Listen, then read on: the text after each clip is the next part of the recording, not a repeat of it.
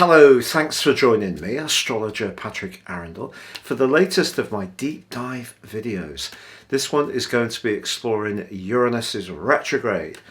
Now, it depends on where you're located in the world. Now, my analysis is going to be based on the location of Greenwich. That gives us Universal Central Time. So the event actually occurs on the 20th of August at 2:40 and 10 seconds in the morning. But if you're based in New York, for example, it's at 9:40 and 10 seconds in the evening. Now you can see on the screen where this event begins for all the different areas of the world. Now, as ever, I'm going to talk about Uranus retrograde and its effect on us all, and then going to explore the wheel of the event to see what other interactions are going on that we can expect to inform the energy of this period of time. I then will go on to go through each of the 12 zodiac signs to tell you what you can expect through till January the 18th next year, when Uranus goes direct. But if you would like your free daily horoscope fired to your device each morning, please see the link below where you can sign up for that. Or if you'd like to subscribe to my channel, I'd be honoured. Please click or tap on the bell notification symbol. And if you'd like to ascend above zodiac sign astrology and check out your 12-month forecast and your character analysis based on your unique birth data and gain searing insights, then please see my special offer below of 30% off. Now, as this event begins, what does Uranus retrograde mean? Well, let's look at the sign that Uranus is located in. It's in the sign of Taurus. And Uranus in the sign of Taurus is in its full. This is not its best location. But what are the energies of Taurus? Well, Taurus is very much about stability. It's about foundations. It's about the earth. It's also a fixed sign, so it likes a degree of continuity. But the ironic thing about Uranus, which is the ruler of Aquarius, a fixed sign, it's in its detriment in Leo, a fixed sign, and it's exalted in the sign of Scorpio, a fixed sign. So you can see that where it goes through its most significant periods, it's in fixed signs. And the irony here is that Uranus is very much about change. Uranus is also about truth. It is the ruling planet, the modern ruler, the higher octave ruler of Aquarius. So there's a duality to Aquarians because the traditional ruler was Saturn, and some Aquarius people do have a real desire to maintain traditions, loyalties to the past, as well as being quite open-minded to new ideas.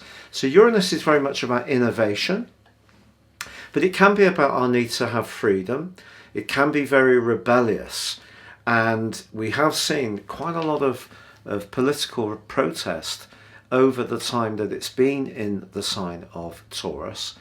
And of course, we've had a big impact on planet Earth because of all the environmental issues that are washing around at the moment, whether it's the way the seas are, the way that pollutants are having an impact on us, the way we use modern technologies that do have, a byproduct to them. So I think Uranus in the sign of Taurus, and each transit of each sign with Taurus takes around 7 years. The total journey time through all the planets is 84 years.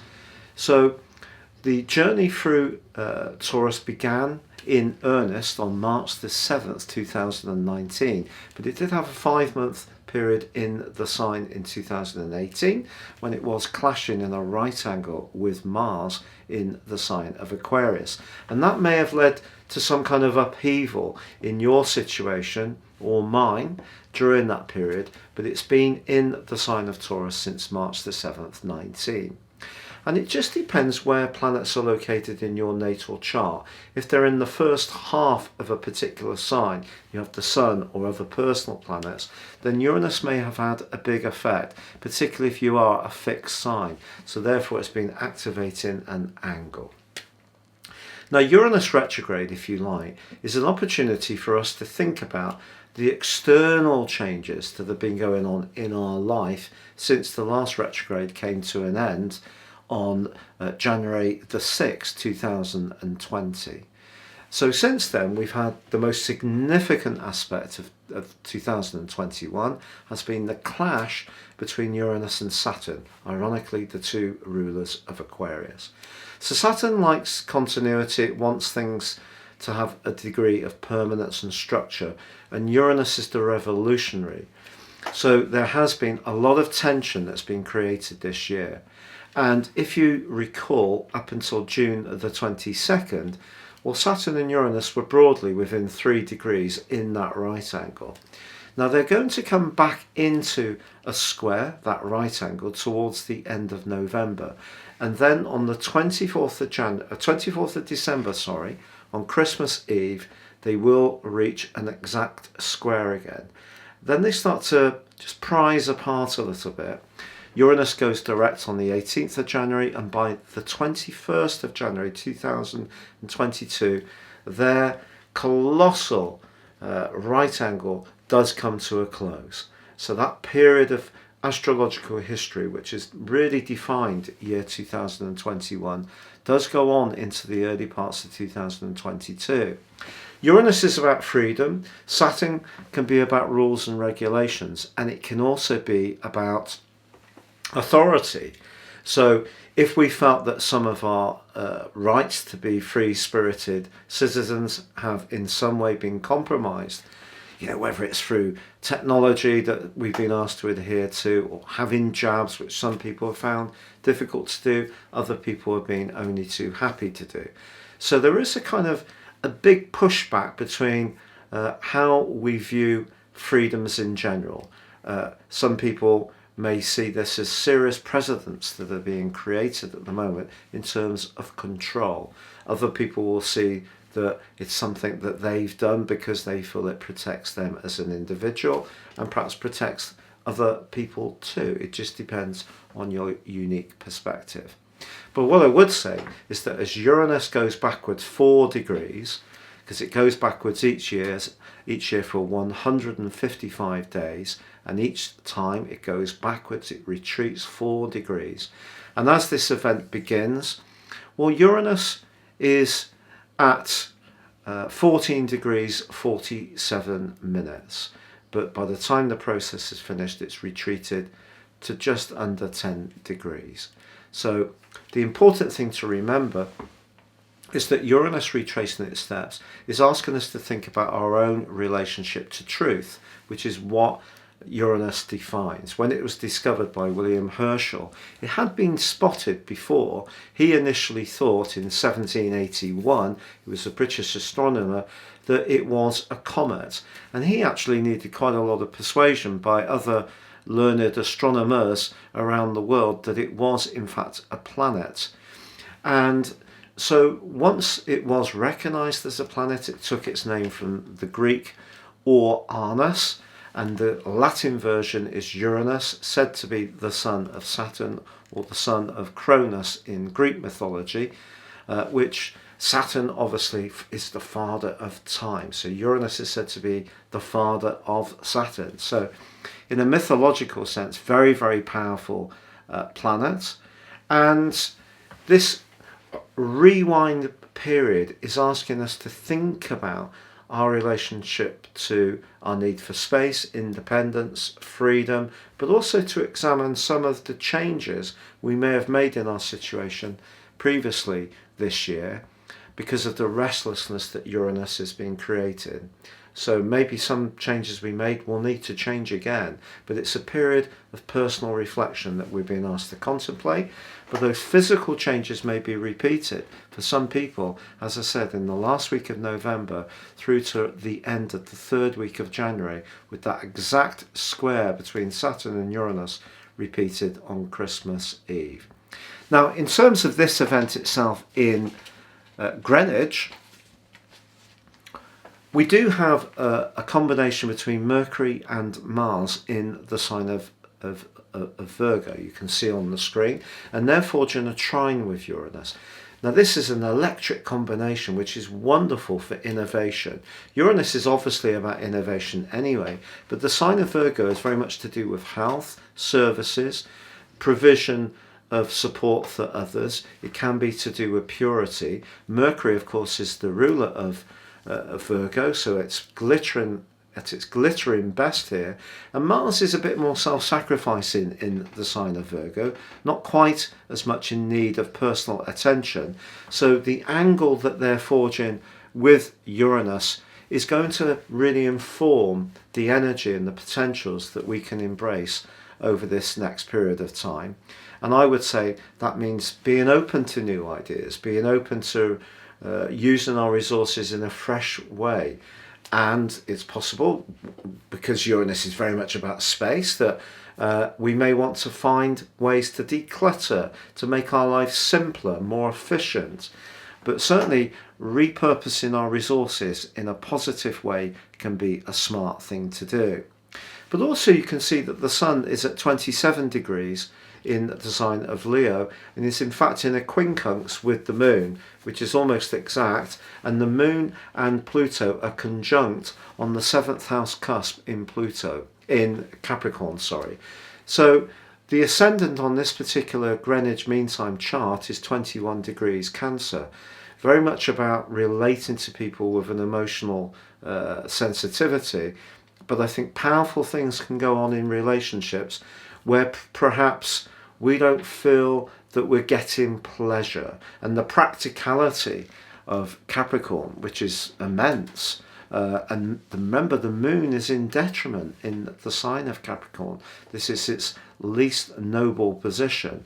Being conjunct Pluto suggests that some things could come into the open through this retrograde period around relationships where things are not necessarily going quite as well as they could. So, for example, if there's a relationship where we feel a bit oppressed or unrecognized, or someone is trying to, in some ways, limit our space to be ourselves, not necessarily in a conscious way. Maybe it's something that needs to come up from the depths, very Plutonian. Also, we have Neptune on the 10th house of this chart, so it suggests in terms of the world of work for all of us, there's going to continue to be a shift in rather hard to define reality. So I don't necessarily think there's going to be a lot of substance, a lot of knowing exactly where we stand in terms of work. But it is true that Jupiter in the 9th house is opposing the Sun. So I think people's desire to travel wherever COVID is being pushed back is certainly going to be heightened hugely with Jupiter in an opposition with the Sun, despite Jupiter's own retrograde. So we've also got a midpoint of 11 degrees Scorpio. So that's interesting because it means that it is suggesting that Uranus itself is on the 7th house cusp of the midpoint of Scorpio. So I think restlessness around relationships is entirely possible. And if things have been suppressed or kept down in a relationship scenario in a way which has not been very healthy, I think there could be a much greater consciousness rising up in the weeks and months to come. But with that glittering alliance between Mars and Mercury in the 3rd house of this particular chart, with Uranus in the 11th house of humanity, this is just saying that we all need to think where we can collectively and perhaps embrace technology in its more positive ways. Personally, I think also AI, artificial intelligence, is not always going to be a good thing. I think it's much better to use humans in the kind of way that we interact and work with one another, because that gives us a role, it gives us a meaning to our lives. But I do feel that in terms of the finances of the months ahead, we're going to need to be very flexible and very much on our toes to respond to new ways of doing things, particularly with the midpoint in Scorpio there in a square with Saturn in the 8th house of longer term finances. So that gives you a feel for what the event will create. I've told you about what Uranus going retrograde will mean in terms of the general psyche of us all. But what does it mean for each zodiac sign? I'm now going to go through each of the 12 of them. starting with Aries. Now, Aries, for you, Uranus is in your second house, and that combination between Mercury and Mars is in your sixth house of practicalities. So the inference is clear. You know, if you can look at the things afresh, then that's going to be a very exciting thing to do. But I feel that there may be some politics around your professional situation that cannot be ignored over the next months through to the middle, well, the last third of January. It is going to be very important to understand that who holds the power could be something that you may need to actively investigate or push back against, or perhaps you might want to go out on your own and do something that's a little bit different with your skill set in terms of earning a living, and that could be very exciting for you. Perhaps you need to take more of a leading role. Pluto in the 10th house is often where people don't really want to end up in the spotlight, but often do. So don't be surprised if a promotion, a new role does evolve for you between now and the third week of January, but it may mean that you have to toggle in some way what your previous expectations were about your longer term future. Saturn continues in your 11th house of humanity, of friendships, and perhaps you are going to discover that some people don't share your values in the way that you would like, and there could be a divergence that goes on. But if you can be very flexible and very original in your approach to using your skill set and resources, an exciting period of time is definitely in store. Now, Taurus, for you, obviously Uranus is going retrograde in your own sign, and the two planets in the fifth house of your particular solar chart, Mars and Mercury, point towards you being much more creative, a time for you to try different things. The Moon and Pluto are in your ninth house of the truth and new discoveries. Are there some truths that need to really be embraced around your personal situation? Also, the midpoint of this particular chart is in your opposite sign of Scorpio. Do you need to think more carefully about relationship matters? Are you settling for second best because you don't really want any change in your life? Or have you made some physical changes and you just now really need to process them? I think that's entirely possible. And of course, the Sun, as this event occurs, is in your sector of the home and the family still. So maybe for some Taurus people it will be working from home. But there's something of a kind of dynamism and great attractiveness and a sense that you can walk a little bit more on the wild side, even if you see yourself as someone who prefers to stick to what you know. Just being a bit different can actually be so exhilarating for you. Give it a whirl, see where it leads you, Taurus. Now, Gemini, obviously Uranus is in your 12th house and has been causing real mischief with your nervous system, I feel, this year, particularly because Saturn's in a part of your horoscope that's to do with amplification, the ninth house. That's kind of big, but it's also knowledge.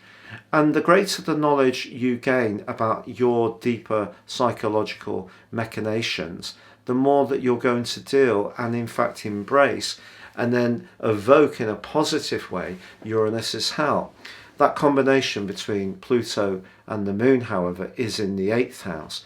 So how you feel about intimacy, sharing things, whether it is being up close and personal in a more sensual sense or in a business situation, those can be some questions that you may be asked. But with Uranus and Mars in your 4th house, if you're not very settled where you're living, I think the chances are you could move between now and when the retrograde ends on the 18th of January, or it's certainly set in motion plans to move. But you do have a lovely opposition between Jupiter and the Sun, and that part of you that can be a brilliant orator, a wonderful communicator, whether it's a teacher, a trainer, a journalist, a blog writer, someone who works with technology, the gift is very much boosted on this event for you. But maybe as you're feeling a need to get more in touch with your emotional needs than ever you could remember before. So just shining and sparkling in a more cerebral context might not be quite cutting it for you now.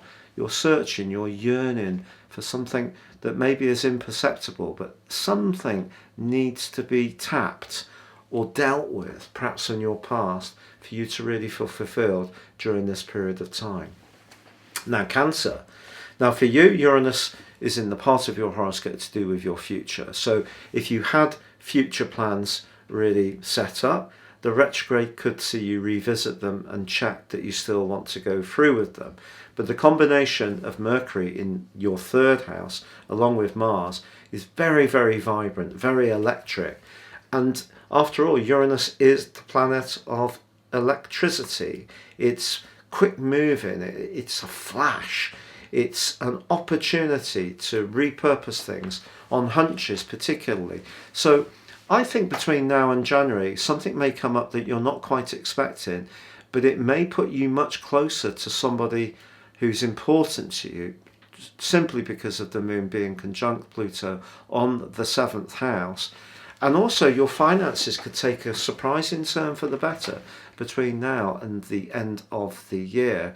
And it's just really marshalling those resources in a way which works for you. For example, you could get an opportunity to earn a lot more money, but it might not be spiritually in quite the way you want. Or maybe the spiritual opportunity is enormous, but the pay is meagre. There could be those kind of equations that you're unpicking over the next 4 or 5 months. But with Jupiter opposing the Sun on this particular event, finances can improve. Be optimistic.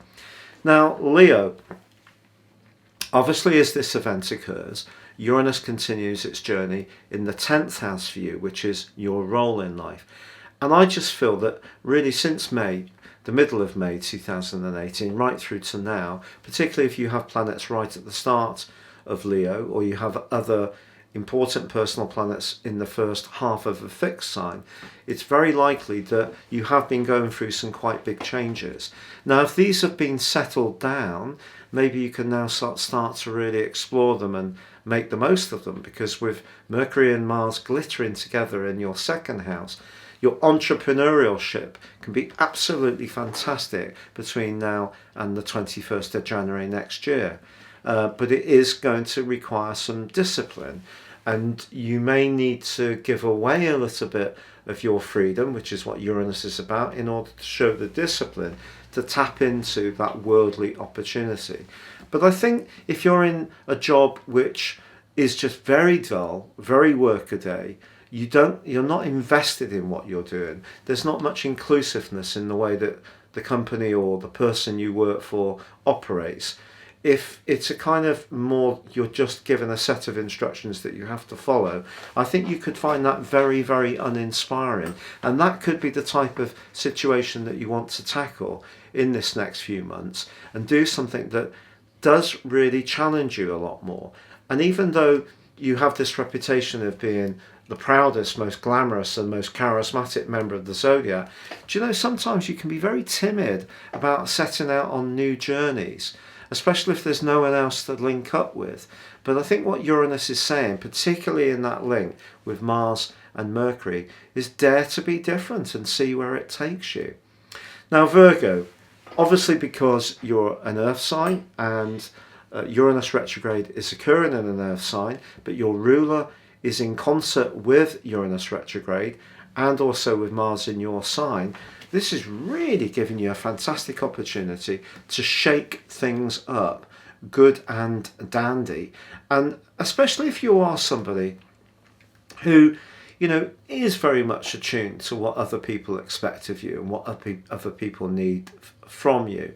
This is your opportunity to really, really push outside your normal comfort zone and do something very, very different. It will be hugely exhilarating. It won't be without bumps in the road. Prepare yourself for that, because when we make big changes, it's not necessarily going to be a panacea where life becomes perfect, but you need to ask yourself what life's giving you now whilst you're keeping it all steady Eddie.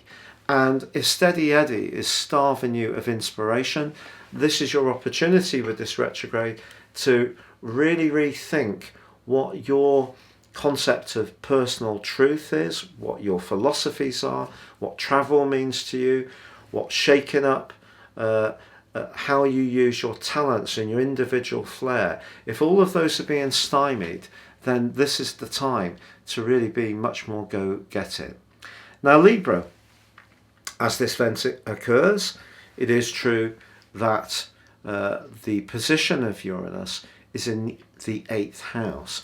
The 8th house is a fascinating area because it's where things can make way, or it's where things can mature, particularly financially or in terms of deep connections. But Uranus is very much about breaking things down that are not quite working as perhaps authentically as they could. That's the word I would use for Uranus in the 8th house, authenticity. And then you've got Mars and Mercury in your 12th house. So what's going on here? There's something going on in your situation that you may be resisting. And because the moon is conjunct Pluto in your 4th house, is it something to do with where you're living and how you live there? If your home isn't really giving you the or home life or emotional life, you know, if the people you're relating to closely are not really feeding you, or there's a lack of nourishment generally in your life, then Uranus in the 8th house can be about, you know, cutting and running, to be honest.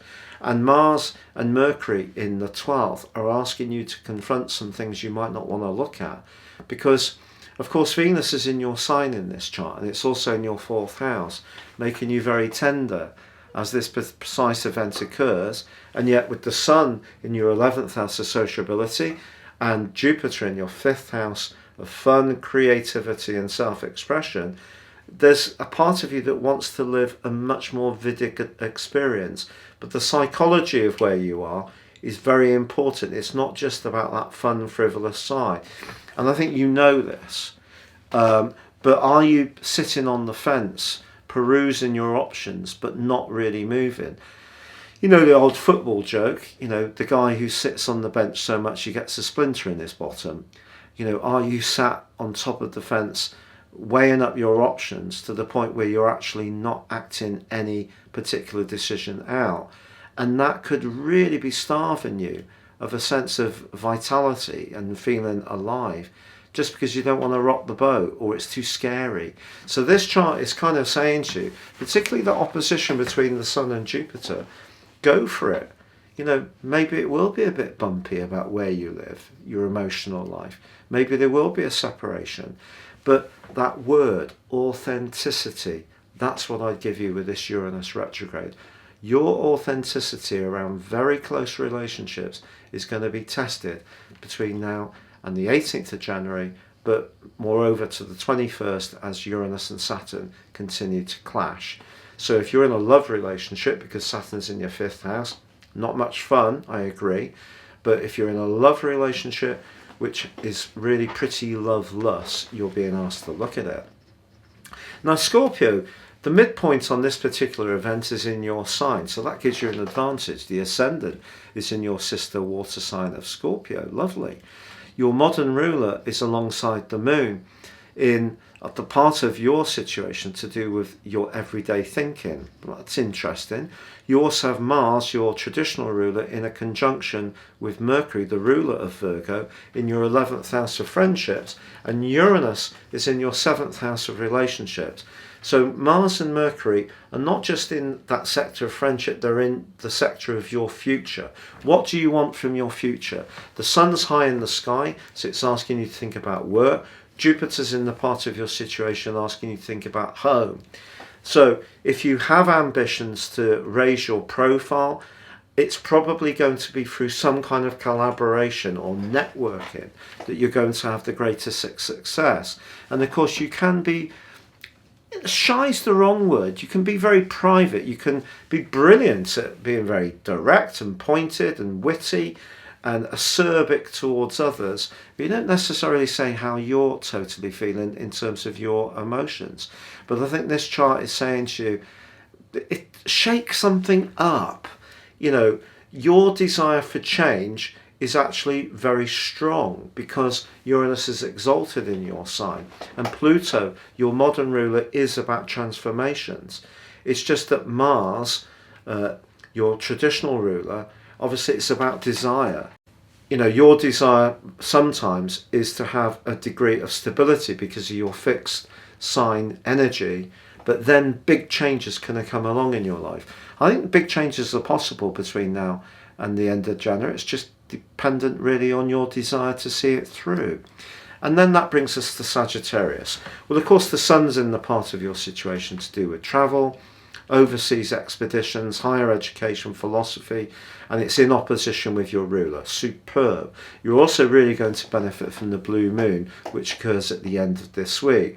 But Uranus for you is in your sector of work, health, discipline, where you provide services to others, where you have to be more self-sacrificing, and therefore there could be some changes required in those areas, whereas Mars and Mercury are right at the top of your scope, really pushing you to seize the moment, to be much more ambitious in terms of getting what you want. So if you do want a freer, more flowing, more adventurous lifestyle, which the Sun and Jupiter are suggesting, then you may have to change some elements of the base structure of your world. And that may mean that you've got to take more responsibility and step into the limelight, raise your profile, and show a lot more authority and self-confidence. But Uranus in your 6th house is saying a fantastic time to improve your approach to nutrition, diet, physical exercise, your life organization, how you work and who for. You're a free spirit. If that free-spiritedness is being crushed in some way, find a way to reinvigorate it. Which brings us to Capricorn. Now Capricorn, of course, Uranus is in your 5th house of fun, sociability and creativity. So that's absolutely fabulous. And it going into a retrograde is just asking you, are you really living your life in quite a freedom and playful way as you could? And because Mars and Mercury, remember Mars is exalted in your sign, so you really get Mars, is in a very daring part of your situation, very much talking about change. The connection between Mars and Mercury and Uranus could suggest higher education could be one way that you could reform your situation. Obviously the Sun is in your 8th house of longer term finances, and Saturn and Jupiter in the 2nd house. Now Saturn may have slowed down your income since it moved into Aquarius first of all on the 22nd of March 2020 through to the 2nd of August 2020, and then from the 17th of December 2020 through till now. But Jupiter can boost it with the help of the Sun between now and when we get to the 21st of January, when the square between Saturn and Uranus comes to a close. But Saturn and Uranus in that square from the end of November through to the 21st of January is kind of saying to you, don't be reckless with your resources.